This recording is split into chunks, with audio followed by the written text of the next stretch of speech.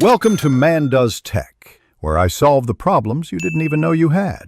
You start by unlocking developer options so you can tune performance for games. Go to Settings, About Phone, then tap Build number 7 times. Enter your PIN when asked. Once done, return to Settings and open Developer Options. Make sure to toggle the main switch on at the top. You'll see USB debugging and animation controls.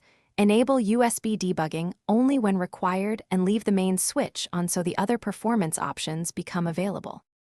Next, optimize runtime settings that directly affect gaming smoothness. Change background process limit to 1 or 2 to reduce RAM used by idle apps. This frees memory for your game. Then, lower window animation scale and transition animation scale to 0.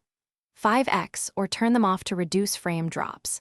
If your phone supports it, enable forced GPU rendering for 2D to offload some UI work to the GPU. Be careful because some apps might behave oddly, so test after each change. Finish by tuning network and monitoring tools so gaming runs reliably. If you stream or play local multiplayer, enable Wi-Fi multicast to improve discovery and connectivity. You show CPU usage or profile GPU rendering to spot FPS drops and CPU hogs. These visual tools reveal what to change next. If something breaks, don't panic. Revert one setting at a time to find the culprit, then keep the stable combo. Regularly reboot after big changes to ensure settings apply cleanly. Thanks for watching.